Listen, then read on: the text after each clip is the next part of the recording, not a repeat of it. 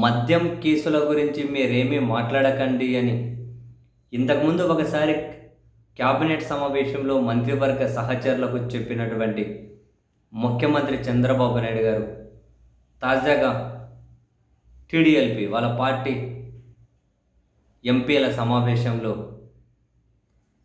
మద్యం కేసు గురించి తానే మాట్లాడారు. ఇన్ని రోజులు నేను ఎందుకు ఈ కేసు గురించి మాట్లాడలేదు అంటే, విచారణ సంస్థ అంటే వాళ్ళ విచారణలో మనం వేలు పెట్టకూడదు అని చెప్పి మాట్లాడలేదు. అదేమన్నా ఇన్ఫ్లుయెన్స్ అవుతుంది అని చెప్పి నేను మాట్లాడలేదు. ఇవన్నీ చేసి నీతి వాక్యాలు చెప్పడం కోసం బాగా ఉపయోగపడతాయండి. ఇప్పుడు పైన పెద్దలు వేలు పెట్టకుండా ఇన్వాల్వ్మెంట్ లేకుండా విచారణలు సాగుతాయా? పోనీయండి, చంద్రబాబు సార్ అనడం. అందుకే నేను మాట్లాడలేదు.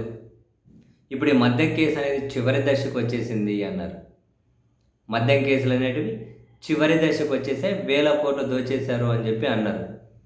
చివరి దశకు వచ్చేసాయి అని అంటే ఇప్పుడు మిథున్ రెడ్డి గారి అరెస్ట్ తర్వాత ఇక్కడితో ఈ కేసు ఆగుతుంది అనుకోవాలా? లేకపోతే చివరి దశకు రావడం అంటే నెక్స్ట్ జగన్మోహన్ రెడ్డి గారి వైపు అంటే తన వరకు వెళ్ళి ఈ కేసు ఆగి తన అరెస్ట్ తర్వాత లేకపోతే మరొకటో అంటే తన మీద ఏమైనా కేసు పెట్టిన తర్వాత ఇది చివరి దశ అయిపోయినట్ల. మరి ముఖ్యమంత్రి గారి భావం ఏంటో తెలియదు. ఈ కేసు చివరి దశకు వచ్చేసింది, 1000 కోట్లు దోచేశారు.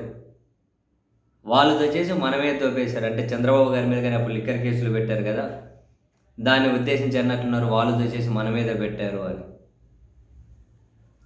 ఒకవైపు మిథున్ రెడ్డి మద్యం కేసులో మిథున్ రెడ్డి అరెస్టు చుట్టూ చర్చ జరుగుతూ ఉన్నప్పుడు ఇది చివరి దశకు వచ్చేసింది అని చెప్పి చంద్రబాబు నాయుడు గారు కామెంట్ చేయడం, బహుశా చివరి దశ మిథున్ రెడ్డి గారునా లేకపోతే జగన్మోహన్ రెడ్డి గారు అన్న విషయం అయితే చూడాలి. అండ్ బై డిఫాల్ట్గా చంద్రబాబు గారు ఎప్పుడు ఏ సమీక్ష అయినా బయట సమావేశమైనా ఏదైనా జగన్ లాంటి వాళ్ళతో రాజకీయం చేయాల్సి వస్తుంది, క్రిమినల్స్తో రాజకీయం చేయాల్సి వస్తుంది. ఎలా క్రిమినల్సో చెప్పరు, ఎందుకు క్రిమినల్సో చెప్పరు, ఎలా క్రిమినల్సో చెప్పరు, ఎందుకు క్రిమినల్సో చెప్పరు. రకరకాలుగా ఈ కామెంట్స్ అయితే చేసుకుంటూ వెళ్తూ ఉంటారు.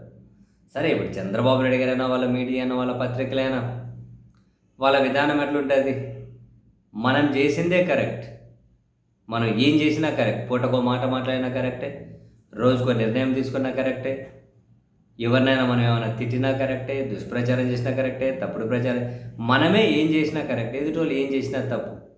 అది చాలా కాన్ఫిడెంట్గా వాళ్ళు ఎక్స్ప్రెస్ చేయగలుగుతారు, కాన్ఫిడెంట్గా కన్వే చేయగలుగుతారు. కాబట్టి బహుశా అది వినేవాళ్ళు కూడా, సమావేశంలో ఉండి వినేవాళ్ళైనా మీడియాలో చూసి వినేవాళ్ళు అయినా ఆ విన్న కాసేపైనా అబ్బో నిజమేనేమో అని చెప్పి అనుకునే ఆ భావన అయితే కలిగించడంలో వాళ్ళు ఎప్పుడు పై చేసి సాధిస్తూ ఉంటారు లేదు.